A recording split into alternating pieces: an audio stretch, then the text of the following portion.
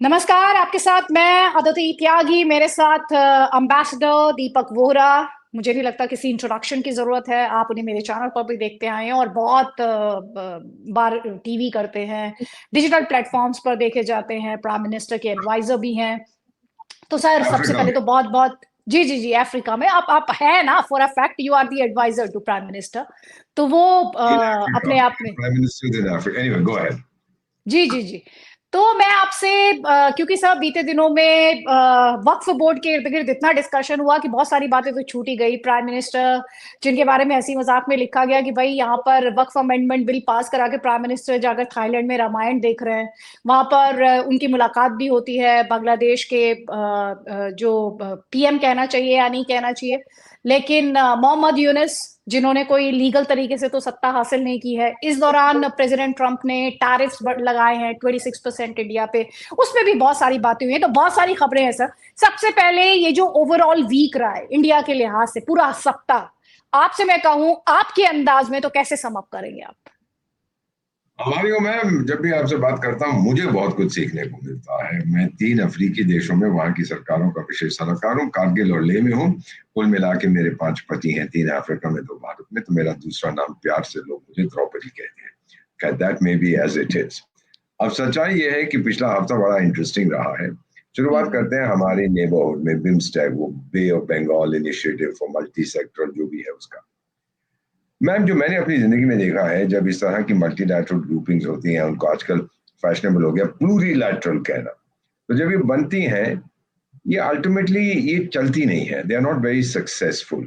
क्योंकि जो छोटे देश होते हैं, जैसे बिम्स्टेक में है, हाथी तो हम हैं, बाकी छोटे मोटे देश है। वो आरसीपी चीन ने बनाया था, हमने ज्वाइन नहीं किया, क्योंकि हाथी वहां पर शहनशाह जो था वो चीन कहता मैं हूँ, बाकी सब चूहे हैं आप लोग। तो ऐसी ऑर्गेनाइजेशन चलती नहीं है normally. Ultimately it comes back to bilateral dealings. अब सार्क की एक संस्था होती थी, आपको याद होगा, South Asian Association for Regional Cooperation. उसमें हर चीज जो हम कहते थे कि भाई हम हर मेंबर को $1 बिलियन देंगे, तो पाकिस्तान मुखालफत करता था। हमने कहा अच्छा नहीं देंगे, तो मुखालफत करता था। तो हमने कहा देखो, अब हमको सारी इकट्ठी हो गई हैं हम लोग, हमको एक अच्छी यूनिवर्सिटी बनानी चाहिए। फिर वो कश्मीर उठाता था, देखो क्लाइमेट चेंज हो रहा है, कुछ करना चाहिए, वो कश्मीर उठाता था। So that died, it's dead. मुझे लगता है कि बिम्स्टेक में भी इस समय जो देश हैं छोटे, और फिर हम लोग बड़े देश हैं, उसमें they are looking to India. और हमें और चीन में फर्क यह है कि हम जो वादा करते हैं हम निभाते हैं, चीन वादा करता है उसको निभाता नहीं है। सो हम लोग ने जो कहा है कि भाई ये करें ये करें ये करें, कनेक्टिविटी एटसेट्रा एटसेट्रा, जो ये छोटे देश हैं ये चाहते क्या है? तो मैं समझता हूँ कि सभी देशों में, चाहे वो थाईलैंड हो, चाहे म्यांमार हो, अब सिंगापुर इंडोनेशिया को लाने की बात हो रही है बिम्स्टेक के अंदर, चाहे बांग्लादेश हो, म्यांमार, जो भी है, मेन 3 इश्यूज यहाँ पे हर जगह होती है। सबसे पहला होता है भोजन, एग्रीकल्चर। अगर आपके पास भोजन नहीं है तो फिर जो कुछ होगा वो आप देख लीजिएगा। दूसरी चीज जो हम लोग यहाँ इन देशों में, कई से देशों में मैं देखता हूँ, वो है ऊर्जा, एनर्जी। अगर आपके पास एनर्जी नहीं है तो भूल जाइए, आपकी इंडस्ट्री इंडस्ट्री सब ठप हो जाएगी। और तीसरी है बेरोजगारी। जब ये 3 चीजें होती हैं एक ही जगह पर, तो बगावत शुरू हो जाती है। तो अभी जो मीटिंग्स हुई हैं हमारी थाईलैंड में, और हम और हम्म। थाईलैंड बड़े एक्टिव हैं बिम्स्टेक के अंदर, यहाँ वहां पर भी आप देख रहे हैं कि अनएम्प्लॉयमेंट बढ़ रहा है, वहां पर भी एग्रीकल्चर में समस्याएं आ रही हैं, आतंक की समस्या वहां पर है, तो वहां पर एनर्जी की समस्या है। और ये भी कहते हैं बैंकॉक शहर डूबता जा रहा है, डूबता जा रहा है, और 10-15 साल में गायब हो जाएगा। हुआ तो बहुत अच्छा, वहां पे भूकंप आया था, फिर भी उन्होंने मीटिंग की, वहां पे बहुत अच्छा था, बड़ी बड़ी बातें हुई। नेट रिजल्ट उसका क्या होगा, वो सिर्फ भारत चलाएगा, क्योंकि ultimately ma'am, it's a question of money. आपके मित्र, मेरे मित्र बिल्लू भाई क्लिंटन की जब इलेक्शन हो रही थी 1990s में, किसी ने पूछा कि हम आपके लिए क्यों वोट करें, तो कहता है इट्स द इकोनॉमी स्टूपिड। यानी कहने का मेरा ये मतलब है कि जब इकोनॉमी स्ट्रांग हो सब कुछ ठीक होता है, नहीं तो खराब। तो पहली चीज तो बिम्स्टेक की थी, बहुत से बायलैटरल द्विपक्षीय बातचीत हुई। अब आप बात कर रही थी of the duffer of Dhaka, जिसको मोहम्मद यूसुफ खान कहते हैं। He is not democratically elected. इसको अमेरिकन ने लाके बिठा दिया, कोई पोस्ट नहीं है चीफ एडवाइजर की, वो अपने आप को चीफ एडवाइजर उसने साबित कर दिया। मैम, आपका जो पड़ोसी है पाकिस्तान, जिसकी हम अभी बात कर रहे थे, उसका एक ओसीडी है, ऑब्सेसिव कंपल्सिव डिसऑर्डर, और वो है कश्मीर। जब से उसका जन्म हुआ है, क्योंकि पहले नहीं था, 1947 अगस्त से पहले पाकिस्तान तो था नहीं ना, उसका जन्म हुआ। लोग कहते हैं हमें आजादी मिली, आजादी कोई नहीं मिली उसको, झूठ बोलते हैं। It was created. तब से उसका ऑब्सेशन था कश्मीर कश्मीर कश्मीर। अपने लोगों को स्नेक ऑयल खिलाता रहा, वो चूरन खिलाता रहा जो जहर होता है, कुछ मिला नहीं। इतने साल के बाद अब वहां हम देख रहे हैं उनकी जो बड़ी बहादुर फौज, मेरी अजीम फौज, मेरी ये वो, उसको जूते पड़ रहे हैं सब लोगों से। बलूचिस्तान से भाग गए हैं, खैबर पख्तूनख्वा में पिट रहे हैं, सिंध में दंगा हो रहा है, सिर्फ पंजाब में थोड़ा बहुत उनका चलता है, वो भी खत्म हो रहा है। तो जब आप अपने देश में इस तरह की चीज करते हैं, व्हेन यू ट्राई कि आपकी नेशनल यूनिटी बनी रहे बेस्ड ऑन हॉस्टिलिटी या एनमिटी टू समबडी एल्स, वो ज्यादा देर तक नहीं चलती। ये मैंने खुद तजुर्बा देखा है। मुझे 52 साल हो गए कूटनीति में, 74 साल की मेरी उम्र है and counting, hopefully I will be around for a few years. तो ये जो हम चीजें इस समय देख रहे हैं कि अगर आप, जैसे बांग्लादेश कोशिश कर रहा है कि धर्म के नाम पे आप अपनी रियासत बनाने की कोशिश करते हैं, जिहाद के नाम पे, तो वो नहीं चलेगा। देखिए जो बड़े बड़े हार्ड कोर जिनको हम कहते हैं इस्लामिक देश होते थे, सऊदी अरेबिया, अब वो समझ रहे हैं कि जो हवा इस समय चल रही है वो फंडामेंटलिस्ट जिहाद की तरफ नहीं है, वो ओपननेस की तरफ है, वो डेमोक्रेटिक सिस्टम्स की तरफ है। न्यू आइडियाज, न्यू आइडियोलॉजीज, हमारे घर की खिड़कियां खुली रखिए ताकि सब कल्चर्स हैं उनकी हवा अंदर आए, सब रिलीजन्स की हवा अंदर आए, लेकिन मैं अपने विचार जो है मैं अपने पास रखूं। I will not be swept off my feet by any of these breezes that are blowing. ये बड़ी कॉमन चीज मैं पूरी दुनिया में देख रहा हूं। ये जो डफर और ढाका है, मैं उसकी इंडस्ट्री खत्म हो गई है, टेक्सटाइल गारमेंट इंडस्ट्री फिनिश्ड। अब लोग कहते हैं भारत को फायदा होगा, चलिए जन्मदिन मुबारक हो, अगर हमको फायदा उससे हो रहा है। I see that Bangladesh is in deep economic turmoil, और जो लोग वहां सड़कों पे उतरते हैं, जो जिहादी हैं, वो दूसरे कारण के लिए उतरते हैं, क्योंकि मेरा ख्याल 1849 या 50 में कार्ल मार्क्स, आप तो नाम सुना होगा ना, बड़े ग्रेट रेवोल्यूशनरी थे, father of so called socialism etcetera. क्या बोले थे कि भाई जब लोगों का पेट भूखा हो तो उसमें धर्म ठूस दो, religion is the opium of the people. और जब उनके पास और कुछ नहीं है, धर्म खिलाओ उनको, और फिर धर्म से बोलो, धर्म के बारे में बताओ, भाई इस जिंदगी में तो बहुत कठिनाई है, अगली जिंदगी में आपको हूरें मिलेंगी, ये मिलेगा, वो मिलेगा, शहद मिलेगा, दूध मिलेगा, इट्स काइंड ऑफ नॉनसेंस। तो ये लोग समझ रहे हैं, ये जो मुल्ला है मोहम्मद यूसुफ खान, ये कोशिश कर रहा है कि अपने लोगों को ये करो और 10-15 हजार जो उसके जिहादी हैं उनको उत्साह। लेकिन उसका रिएक्शन क्या हो रहा है? People of Bangladesh, ma'am, Bengali is very proud of his language and culture, and rightly so, it's very beautiful language and beautiful culture. पहले वो बंगाली है, उसके बाद फिर उसका जो भी नेशनैलिटी है, और फिर तीसरे नंबर पे उसका धर्म आता है कुछ जो बड़े अपने आप को जिहादी समझते हैं, कहते हैं पाकिस्तान हमारा भाई है, पाकिस्तानी छुप के हंसते हैं, तो फिर छोड़ के क्यों चले गए थे हमसे? और जो 50, 55, 60 साल के बांग्लादेशी, पूछो उनसे कि पाकिस्तानियों ने क्या हालत की थी उनकी मदर्स की और सिस्टर्स की और आंटीज की, वो आपको बता देंगे। एक जो ये कलेक्टिव एमनीसिया होता है, मेमोरी लॉस, जानबूझ के सरकार करने की कोशिश करते हैं, ये कभी जाता नहीं। एक चीज मैंने सीखी है, countries that try to forget their past have no future. अपना बीता हुआ कल याद रखिए ताकि आपका आने वाला कल जो है आप उसके ऊपर असर डाल सके। मैम, अगर आप मुझे 2 मिनट दें, मैं आपको बताता हूँ। आपसे कहा गया ना कि 1947 में हम आजाद हुए थे, झूठ बोलते हैं। सिर्फ हमारा जिस्म आजाद हुआ, मानसिकता तो टोटली कॉलोनियल थी। 25 लाख भारतवासी लड़े थे ब्रिटिश साम्राज्य को बचाने के लिए, हम तो कॉलोनी थे। 25 लाख ब्रिटेन को बचाने के लिए किंग एम्परर की सर्विस, और 25,000 लेकर हिंदुस्तानियों को ये निकलता है सिंगापुर से, कहता है तुम मुझे खून दो, मैं तुम्हें आजादी दूंगा।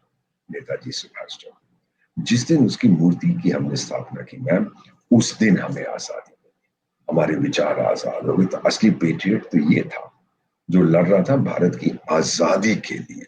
बाकी आप नॉन वायलेंस करते हो, कहना करते रहो। तो अब ये भारत जो है ना मैम, जो मैं देख रहा हूँ, जो बांग्लादेश को भी संदेश किया है, अच्छा पब्लिकली हम जो मर्जी कहें कि मीटिंग बड़ी अच्छी रही, हमने चाय पी, हमने गले मिले, हमने डार्लिंग डार्लिंग जैसे एक दूसरे को बोला, वो सब अलग है।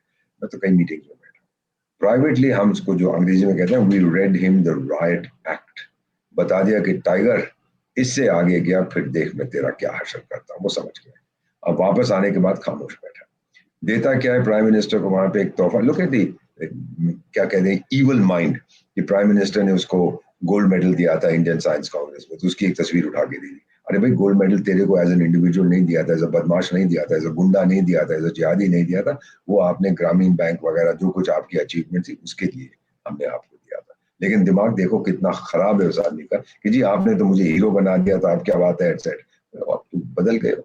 उस समय आप जब थे, आप बिल्लू भाई और हिलरी बहन क्लिंटन के खनसामा नहीं थे, उसके बाद तो आप खनसामा बन गए उनके, खाना वाना पकाते थे, कपड़े धोते थे, हाउस कीपर थे उनके, उन्होंने आपको नोबेल दे दिया।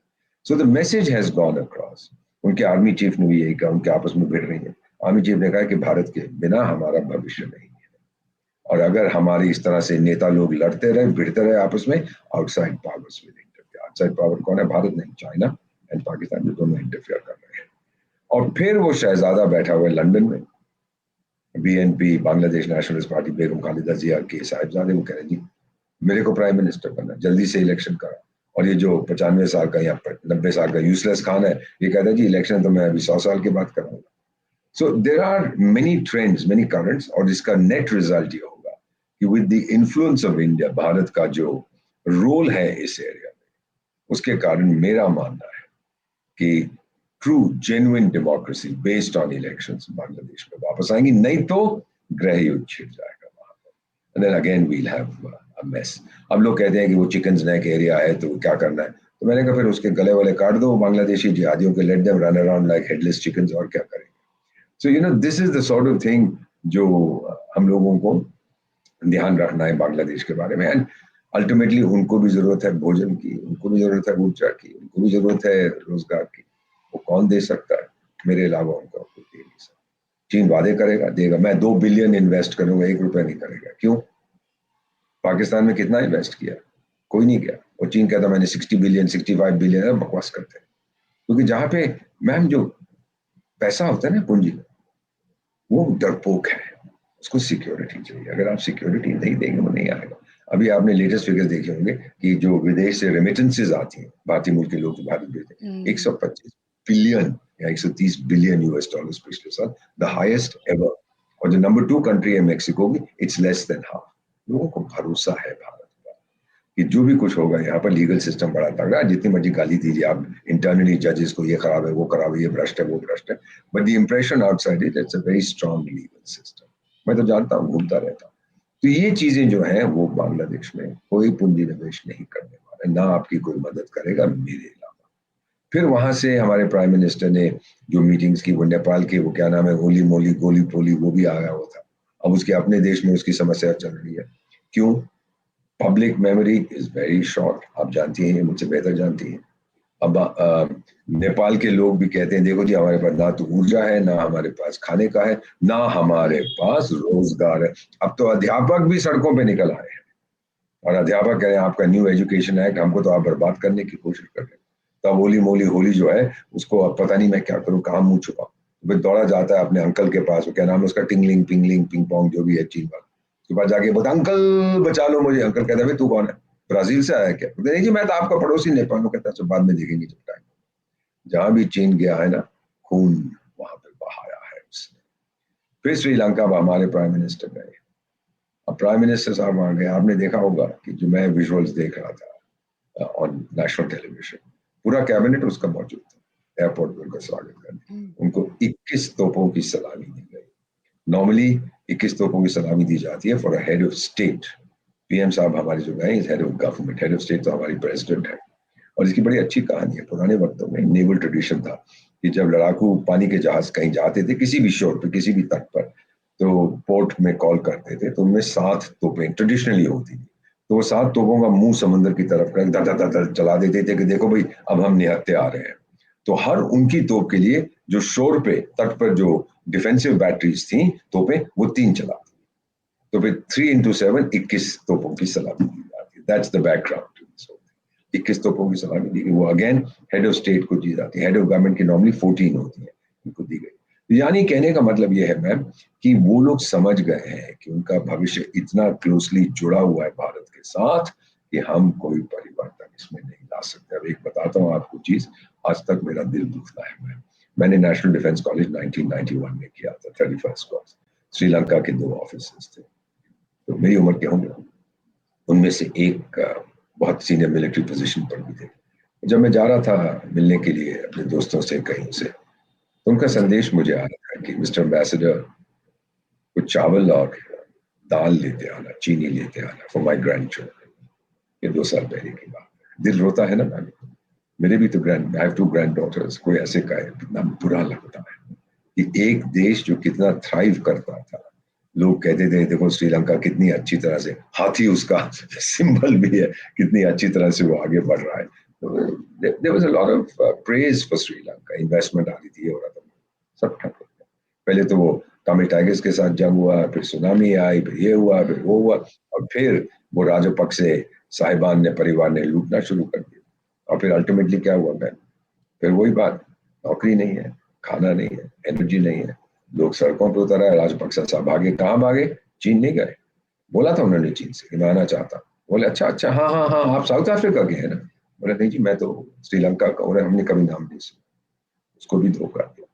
पता नहीं ये लोग कब समझेंगे। So again prime minister going ये बताने के लिए है कि देख टाइगर, तू ऐसा कुछ मत कर जिससे मेरी जो सिक्योरिटी इंटरेस्ट है उन पे उनका कोई नुकसान हो, और मैं ऐसा कुछ नहीं करूंगा कि आपको नुकसान, चाहूं तो मैं आपको पीट टूट के 48 घंटे में ठंडा कर दूंगा, but I don't want to do that. वो हमारा सिस्टम नहीं है, वो चीन का सिस्टम। तुझे फाइनेंशियल मदद चाहिए, तेरी हालत बहुत खराब थी उसकी, हमने दिए 2-3 बिलियन, जो भी फिगर्स है आप अखबार में पढ़ लीजिएगा, हमने तुरंत उसको दिया। आईएमएफ ने बोला कि जी पहले मुझे बताओ कि चीन ने तुम्हें कितने दिए, तो बोले हम तो बता नहीं सकते, वो तो हमने साइन किया कि हम किसी को नहीं बताएं, सीक्रेट सीक्रेट सीक्रेट रखना है हर चीज। चीन झूठ बोलता है। There is no Mandarin word for truth. There is a Mandarin word for reality. हमारा तो है सत्य, सत्यम एव जयते, जो हम कहते हैं ना, हमेशा सच्चाई की जीत होती है, सत्यमेव जयते, सत्यम एव जयते। तो ये चीजें हैं। अब हमारी बायलैटरल रिलेशनशिप तगड़ी होगी, डिफेंस अग्रीमेंट होगा 100%, एग्रीकल्चर का होगा, हमारी कंपनियां ऑलरेडी इन्वेस्ट कर चुकी हैं और करेंगी, इंफॉर्मेशन टेक्नोलॉजी में जाएंगे, एजुकेशन में हमारे लोग वहां पर जाएंगे, श्रीलंका में शायद हमारी कुछ और यूनिवर्सिटीज अपने ब्रांच कैंपसेस बनाए, मैन्युफैक्चरिंग में जाएंगे, ऑटोमोबाइल्स में देखेंगे, जो जो सेक्टर्स में हम लोग जा सकते हैं हम जाएंगे वहां पर, क्योंकि हमारी अब जो है पॉलिटिकल, अगर पॉलिटिकल रिलेशनशिप सही नहीं है फिर इकोनॉमिक रिलेशनशिप ठीक नहीं होती, अब वो भी सही हो रही है। और ये आया थी दिसंबर में, मैं मिला था इनके प्रेसिडेंट जब आए थे, मैंने मिलना का मतलब उनका भाषण सुन रहा था, very very good, very clear, very positive कि भारत के बारे में क्या करना है। So this is what I am saying. अब आपने बात की है मेरे मित्र मैक डोनाल्ड ट्रंप की, सॉरी हाँ डोनाल्ड मैम ट्रंप सर, की। Sorry sorry, with your permission पहले मेरे इस पे जो फॉलो अप क्वेश्चंस है वो आप ले लीजिए, फिर देन विल टॉक अबाउट उसके प्रेसिडेंट बाद ट्रम्प। McDonald Trump. तो अभी आपने ये जो हम मोहम्मद यूनुस की बात कर रहे हैं उनसे, आपको लगता है, आप कॉन्फिडेंट हैं कि he will mend his veg, या आपको नो, लगता है कि इसको निकाल दिया जाए, ये भाग जाएगा। आपको लग रहा ही है इज कि नॉट, फौज जो है वहां पे ग्राउंड मतलब जिस तरह से स्टेटमेंट आया आर्मी चीफ का, उसके बाद से Mohammad Yunus is on back foot? 100%। अभी तक फौज ने कुछ नहीं किया है, क्योंकि अगर ऑफिशियल कू हो गया तो फिर पूरी तरह के प्रतिबंध लग जाएंगे। नहीं, हमारे चाचा बैठे हैं यूरोप में, और एक अमेरिका में हमारा चाचा बैठे, शायद अब वो नहीं लगाएगा, लेकिन उसने तो आउटसोर्स कर दिया ना। वो लोगों ने कहा कि बांग्लादेश का क्या करना है, उसने बोला कि भारत संभाल लेगा। ये भी बड़ा सिग्निफिकेंट है कि भाई भारत संभालेगा, हम कैसे संभालेंगे वो हम बताएंगे, जो understand what I am saying वो हम बाद में बताएंगे। तो ये चीजें हैं मैम, इसका ध्यान आपको रखना। मेरा मानना है कि गृह युद्ध अगर ये अपने देश में बचाना चाहता है, इसको इस्तीफा देके चले जाना चाहिए। नौकरियों की क्या कमी है, एक वो यूक्रेन का जोकर है सर्कस वाला, दूसरा ये है, तो ये क्योंकि फिगर्स विगर्स अच्छे करता है, तो ये वहां अपना अकाउंटिंग करेगा और वो क्लाउन ऑफ कीव बैठ के लोगों को हंसाएगा, और एक आधा खनसामा कहीं से नाइट क्लब बना लो वहां, बड़ा अच्छा रहेगा, दुनिया के सारे जोकर्स वहां जाया करेंगे, मिल जाएंगे। My own feeling is that कितनी बार मैं वहां गया हूँ, और शेख साहब से भी मुलाकात हुई, बहुत लोगों से मुलाकात हुई, उनसे बातचीत करता हूँ, आई कीप थिंकिंग कि क्या बात हुई है। There is no question, goodwill for India unbelievable. अब वो लीगलिस्टिक आर्गुमेंट करो, इस दिन ये हुआ, ये परिवर्तन हुआ, ये संशोधन हुआ, ऐसा it's meaningless.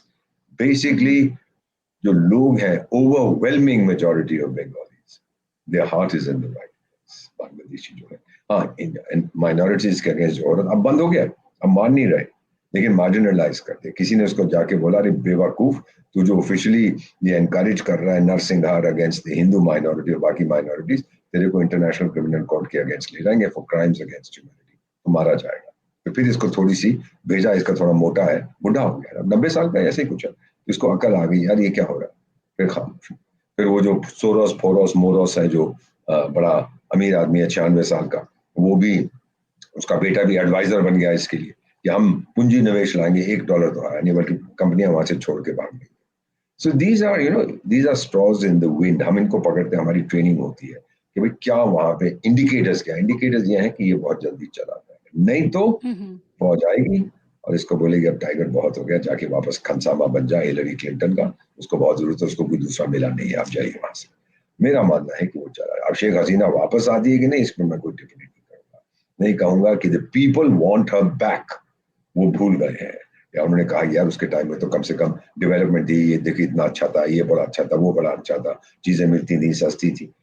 Let us see what happens. लोगों के कोई इंटरेस्ट नहीं है कि वो तानाशाह थे, बड़े खराब थे, ये वो एटसेट्रा। Basic issues development. देखिए बताता, दिस इज गांधी इलेक्शन हारी थी, ये लोग कहते हैं जी वो ऑटोक्रेट बन गई थी इसलिए लोगों ने उसके अगेंस्ट वोट किया, इमरजेंसी के अगेंस्ट लोगों ने वोट किया था। आपकी आर्थिक स्थिति बहुत खराब हो गई थी बांग्लादेश के बाद। अब आप तो बहुत छोटी उम्र की हैं, मैंने तो देखा है ये सब। महंगाई बहुत बढ़ गई थी, बेरोजगार बढ़ता जा रहा था। War is very expensive. जीत गए तो बड़े हो हम जीत गए, लेकिन उसका खर्चा कितना है। वो जो बेवकूफ लोग हैं, वो एक बदमाश है अपने आप को शरीफ कहता है पाकिस्तान, उसका नाम मैं भूल जाता, तो पता नहीं कि हम लड़ेंगे जी 1000 साल तक लड़ेंगे। अबे इस पैसे कहां से आएंगे, तेरा चाचा देगा? How are you going to afford a war for that long? कहने के लिए नारे तो बड़े अच्छे हैं, लेकिन पैसा, हाँ अमेरिका कर सकता है क्योंकि पूरी दुनिया का रिजर्व करेंसी डॉलर है, उसको क्या डॉलर और छाप देगा, दुनिया जान देती है डॉलर्स के लिए। So this is the basic issue that I see in the entire neighborhood जो हमारे पास है। एक चीज होती है tyranny of the weak, जो कमजोर देश होते हैं वो देखते हैं हमारे बीच में एक हाथी है तो वो थोड़ा उससे डिस्टेंस करने की कोशिश करते हैं। लेकिन जो समझदार है, लाइक शेख हसीना, वो कह रही थी यार देखो भारत कितनी तरक्की कर रहा है, चलिए मैं भी उसके साथ पिगी बैक करके मैं भी अपने देश की तरक्की करूं। बाकी जो आते हैं कि we'll go against India and we will develop, no tiger, बल्कि पैसा वहां से भाग जाएगा। श्रीलंका से भाग गया था और नया नहीं आया, बांग्लादेश से भाग रहा है, कुछ नहीं आ रहा, पाकिस्तान तो सवाल ही नहीं पैदा होता, $1 नहीं आता, लेकिन बातें बड़ी बड़ी करेंगे। अब ये उन्होंने ग्रीन कार्ड का सिस्टम शुरू किया था, पता नहीं आपको मालूम है कि नहीं। एक होता था क्रिकेट खिलाड़ी आजकल जेल में है, डिमरान कुछ इसको कहते, इमरान सॉरी, मैं बुढ़ा हो गया ना, भूल जाता हूँ। तो उसको कहते थे कि उसने कहा मैं ग्रीन कार्ड ला रहा हूँ, दुनिया भर के लोग अब पाकिस्तान भागे आएंगे, हम तो जन्नत है यहाँ पर। एक आदमी ने अप्लाई नहीं किया उसके लिए, बेवकूफ। लोगों को बस ये स्नेक ऑयल खिलाते जाओ, खिला, हम ये करेंगे वो करेंगे। फिर वो दौड़ गया कि जी यहाँ पे ऑयल ड्रिलिंग चल रही है कराची कोस्ट के सामने, और कोई इटालियन कंपनी उसमें इन्वॉल्व थी। तो ये जो कंपनी है, बड़े अच्छे लोग हैं, एनईए था उस कंपनी का नाम, मैं जानता हूँ, सूडान में भी थे, तो बड़ा अच्छा काम कर रहे हैं। अब तो बस देखिए जी तेल आया नहीं और फिर तो हम दुनिया का सबसे अमीर देश बन जाएंगे, इतना सारा तेल आ रहा है। 15 दिन के बाद वो इटालियन कंपनी बोली हमें ठेंगा मिला, हम तो बंद करके जा रहे हैं। ये चीजें बेवकूफी की होती है ना, दौड़ की। लोगों को अक्ल नहीं है, लोगों के, मैं इतना कहूंगा कि इनके पास वो डेप्थ ऑफ नॉलेज नहीं है। हम लोग मैम कौन है, हम भारतवासी कौन है, इंडियन डिप्लोमेट्स, हम इसकी संतान है। आप देख रही हैं पुस्तक मेरे हाथ में, मैं चाणक्य। सोता भी इसके साथ हूँ, चाणक्य नीति के साथ, सब कुछ इसने लिखा है। इसने ये लिखा है कि ताकत भर अगर किसी देश को बनना है, राजा को बनना है, उसके पास 5-6 चीजें होनी चाहिए। एक, उसके पास आबादी होनी चाहिए, हम तो दुनिया का सबसे आबाद देश, सबसे ज्यादा जनसंख्या आबादी है। दूसरा उसने कहा है उसकी डिप्लोमेसी जो है सर्वश्रेष्ठ होनी चाहिए, हमारी नंबर 1 है दुनिया में। Indian diplomacy today is better than it has been in human history.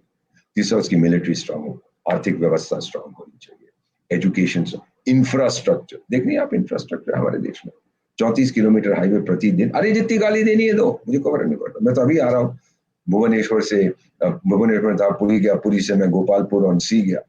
Puri से गोपालपुर का जो रास्ता है वो चेन्नई कोलकाता नेशनल हाईवे है, क्या बात है।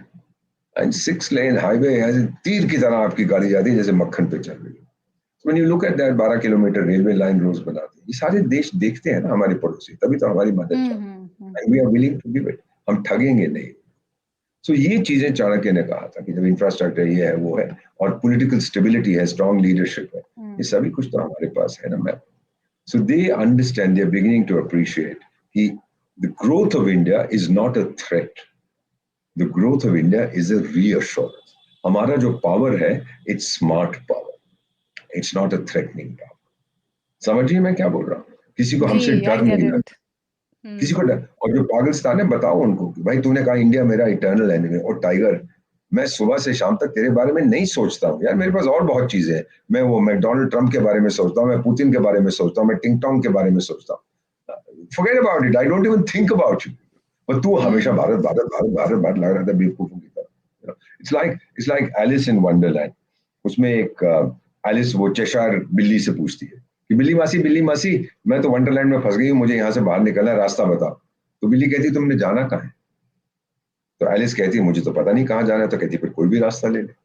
If you don't know your destination then you take any path, क्या फर्क पड़ता है? तो एब्सोल्युटली, पाकिस्तान से पूछो कि एब्सोल्युटली। आप लोग चाहते क्या? फिर कहते हमारी आइडियोलॉजी ऑफ पाकिस्तान। क्या है तुम्हारी आइडिया? जी आइडियोलॉजी है। हमने कहा हाँ टाइगर, क्या है आइडियोलॉजी? हाँ जी आइडियोलॉजी। ओए क्या है आइडियोलॉजी? हाँ जी आइडियोलॉजी। खत्म। से आगे कुछ बोल नहीं सकते। Do you understand what I am saying? इतने सारे इस्लामिक देश हैं, 57 मेंबर्स ऑफ द ओआईसी, सबके पास शारिया नहीं है, बहुत कम के पास। अगर जिनके पास शारिया है भी स्पेसिफिक सेक्टर्स में है, शादी में है, डिवोर्स में है, इसमें है, उसमें है। बट रियल थिंग इज, क्षमा कीजिएगा मेरा फोन बोल रहा है इस समय, कौन मुझे फोन कर रहा है? वो रिकॉर्डिंग आपके साथ जो मेरी हो रही है देख रहे होंगे ना, कि धर्म के आधार पर आप आगे नहीं बढ़ सकते, कोई नहीं बढ़ता उसके आगे। धर्म के आधार पर तो आप टूट भी गए थे। और यही मैंने देखा है दक्षिण सूडान में।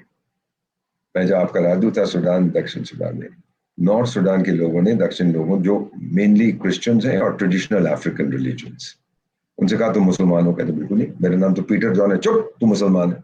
करते करते जंग हुआ, 41 साल के लिए वो अलग गया। धर्म ने उसको भी तोड़ दिया, धर्म ने इनको भी तोड़ दिया। तो इतिहास का सबक यह है कि इतिहास का कोई सबक नहीं। So you cannot build a nation on the basis of a non existent ideology, ना धर्म के आधार। बनाएंगे रोटी कपड़ा मकान। मैम लोगों को रोजगार चाहिए, लोग खुशहाली से अपनी जिंदगी व्यतीत करना चाहते हैं। 25-30 साल का छोकरा नौजवान होता है, लड़का लड़की अपना परिवार शुरू करना चाहते हैं। They want to enjoy themselves, अपनी जिंदगी को खुशहाली बनाए। अब ऊपर वाले जन्नत में क्या रखा है, किसने क्या देखा है? We want to do it here, this is the एक फीलिंग। जी, आपने अभी ये कहा था कि भारत की डिप्लोमेसी जो है वो एट इट्स बेस्ट है। मैंने बीते दिनों में आपने कहा था कि भारत की diplomacy at the moment the is the best in the best. World. जी, तो बीते दिनों में बहुत सारे बलोच एक्टिविस्ट आए हैं, उन्होंने मुझसे बात की है और वो ये कहते हैं कि भारत को बलूचिस्तान का मुद्दा उठाना चाहिए। आप एक अब सीजन डिप्लोमेट हैं, मैं आप समझ इस पे मैं समझ गया आप क्या कह रही हैं। मेरे बहुत से दोस्त हैं बलोच, मैं उनकी मीटिंग में जाता रहता हूँ जब भी न्यूयॉर्क में होता हूँ। जी, मुद्दा उठाना चाहिए क्योंकि उनके लिए वो नंबर वन मुद्दा है ना। मेरे पास बहुत से मुद्दे हैं, कहाँ उठाऊं उसको? संयुक्त राष्ट्र संघ में। संयुक्त राष्ट्र संघ जो मेरी 80 साल की दादी की दादी की नानी की नानी की दादी की परदादी सोती रहती, कुछ करती नहीं। कहाँ उठाऊं मुद्दा? पाकिस्तान पे हमला कर लूं? I am playing into their hands. मेरा मुद्दा उठाएं कहाँ? आप बोलिए, अपने बोलिए, दिन रात आप करिए बलूचिस्तान बलूचिस्तान बलूचिस्तान करिए, क्या फायदा है? तो ये जो चाल चलनी होती है, चाणक्य ने यही हमको सिखाया बड़े सोच समझ, ताकि दुश्मन को पता भी ना लगे क्या भैंस भी मर जाए और लाठी भी ना टूटे। तो ये चीज अब चलिए, do it very carefully. Balochistan चला गया है, इट्स बिकम प्रैक्टिकली इंडिपेंडेंट। अब वो मैं पूरी खान ऑफ कलाट की कहानी नहीं बताना चाहता। जब वो हम्म। स्टैफोर्ड क्रिप्स कमीशन आया था 1942 में, भारत से कहने की और लोग भेजो अपने लड़ने के लिए, मरने के लिए ब्रिटिश एम्पायर के लिए, उसके बाद हम सोचेंगे आपकी आजादी का। उसका नाम था ये स्टैफोर्ड क्रिप्स चिप्स मिप्स ऐसे ही कुछ नाम था। तो हम लोगों ने फिर मान गए कि भाई थोड़ा और हम एफर्ट करेंगे। और जो खान ऑफ कलाट, कलाट तो हार्ट है बलूचिस्तान का, उसने उस वक्त 42 में उनको कहा था कि भाई देखो, अगर तुम भारत को आजादी देने की सोचो, मैं तो कभी हिस्सा ही नहीं रहा, मुझे तो आजादी मुझे सेपरेट स्टेट। और उसका जो लॉयर था, वकील, जिसमें कहा हाँ बिल्कुल कलाट को एंड बाय एक्सटेंशन बलूचिस्तान को आजाद होना चाहिए, उस वकील का नाम था मोहम्मद अली जिन्ना। 1942 में, बाद में विचार बदल गए। So, people keep changing their attitudes, people keep changing their opinions. So, my own feeling is कि हमारे neighborhood में पाकिस्तान को छोड़कर बाकी सब लाइन पे है, there's no issue. नेपाल में भी अब वो समझ गए क्या हो रहा है, भूटान का तो मालूम है, मालदीव्स का जो मुजू फुजू मुजू जो था वो भी लाइन पे आ गया, वो भी ज्यादा नहीं कुछ बोलता। जितना बोलना था, जितना गुस्सा था निकाल दिया। हम चुपचाप से देख के सुनते रहे, हंसते रहे, मुस्कुराते रहे। देखा क्या चाहिए टाइगर? कहते जी मेरे पास ये नहीं है वो नहीं है, चलिए। So this is the approach there, a very mature, balanced approach. Bharat की ताकत है. Okay, we do not. We are respected. China is suspected. और चीन कभी स्वीकार नहीं करेगा कि भारत उभरे. मेरे कई Chinese friends who live outside China जब हम मिलते हैं कहते हैं, you know, Mr. Ambassador, Asia को हम निगल जाते हैं, लेकिन आप चट्टान बन के हमारे सामने खड़े हैं. So when you have that kind of feeling कि मुझे दुनिया का शहंशाह बनना है, हमारे पास वो फीलिंग नहीं है. ये चीजें हैं जो आप थोड़ा सोचिए इसके बारे में और आपको पता लगेगा. Okay, you're far more intelligent than I am. You'll understand this much better. There is whatever you have said is good food for thought. आप तो टीनेजर हैं, मैं तो 74 साल का हूँ, सॉरी, तो फिर कोई फर्क नहीं पड़ता. Thank you for the compliment. बेटी है. For me, I always say, sir, age is just a number. Age में क्या रखा है? वो नंबर है ना, नंबर गेम तो होती है. मेरा नंबर भी तो अब बढ़ता ही जा रहा है. उल्टा, मेरी घड़ी उल्टी नहीं चल रही. I mean, I'm not declining into. Look, all right, I'll be very modest. My chronological age is 74. My biological age is 21. Happy birthday. आगे चलते हैं.